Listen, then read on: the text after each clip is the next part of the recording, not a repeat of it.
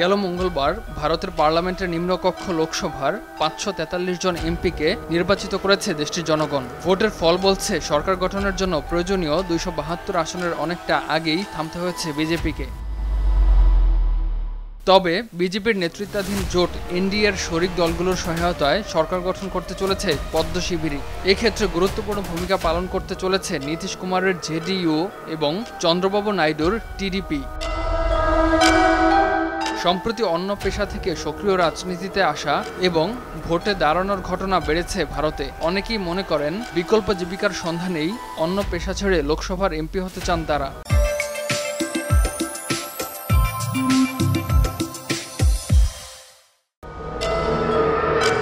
জনমনে কৌতূহল রয়েছে সাংসদদের বেতন প্রাপ্য সুযোগ সুবিধা নিয়েও। তবে এই বিষয়ে রটনা যত বেশি, ঘটনা ততটাও নয়। মাসে একজন এমপির মূল বেতন ১ লাখ রুপি। তবে কয়েক বছর আগ পর্যন্ত লাখের অঙ্কে বেতন পেতেন না দেশটির সংসদ সদস্যরা। ২০১৮ সালে পার্লামেন্টের উচ্চকক্ষ রাজ্যসভা এবং নিম্নকক্ষ লোকসভার সদস্যদের মাসিক বেতন বৃদ্ধি করা হয়। বেতন বৃদ্ধির কারণ হিসেবে মুদ্রাস্ফীতি এবং মূল্য বৃদ্ধির বিষয়টি বলা হয়েছিল। মূল বেতনের পাশাপাশি সংসদ সদস্যরা একাধিক ভাতা পেয়ে থাকেন। লোকসভার এমপিরা তাদের নির্বাচনী এলাকায় সেবা দেওয়ার জন্য প্রতি মাসে ৭০,০০০ রুপি ভাতা পান। মূলত নিজের সংসদীয় এলাকায় দপ্তর খোলা এবং সেখানে নিযুক্ত কর্মীদের বেতন দেওয়ার জন্যই ওই ভাতা পেয়ে থাকেন একজন সাংসদ।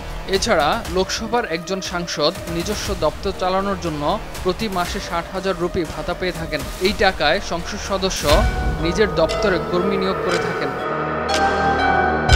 যখন লোকসভা অধিবেশন চলে কিংবা কোনো পার্লামেন্টারি স্থায়ী কমিটির বৈঠক হয়, তখন উপস্থিতির জন্য সংসদ সদস্যরা দৈনিক ২,০০০ রুপি পেয়ে থাকেন। মূলত রাজধানীতে থাকা খাওয়া সমেত দৈনন্দিন ব্যয় নির্বাহ করতে এই টাকা দেওয়া হয়।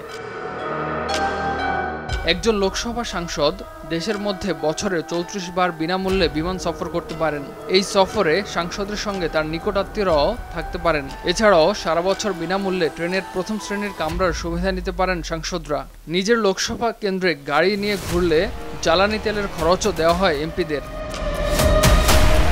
পার্লামেন্টে উপস্থিত থাকার জন্য এমপিদের দিল্লিতে থাকতে হয়। প্রত্যেক এমপিকে রাজধানীর অভিজাত এলাকায় ৫ বছরের জন্য বাংলো বাড়ি দেওয়া হয়। তবে বাড়িটির আকার অবস্থান কেমন হবে তা নির্ভর করে একজন সাংসদ কতবার নির্বাচিত হয়েছেন তার উপর। প্রথমবার পার্লামেন্টে যাওয়া এমপিদের তুলনায় একাধিকবার জয়লাভ করা এমপিদের বাংলো বাড়ির আকার বড় হয়ে থাকে। দিল্লির সবচেয়ে গুরুত্বপূর্ণ এলাকায় থাকার সুযোগ পেয়ে থাকেন প্রবীণ সংসদ সদস্যরা।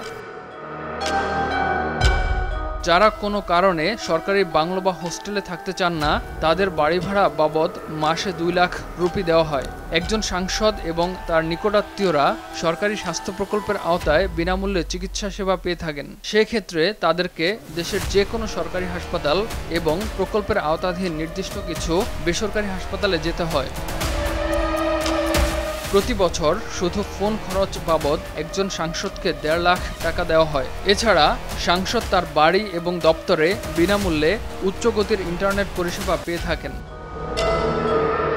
লোকসভা এমপিরা বছরে ৫০,০০০ ইউনিট পর্যন্ত বিনামূল্যে বিদ্যুৎ পরিষেবা পেয়ে থাকেন। ওই একই সময়ের মধ্যে একজন এমপি বিনামূল্যে ৪,০০০ লিটার পানি পেয়ে থাকেন। ইমতিয়াজ আহমেদ, RTV।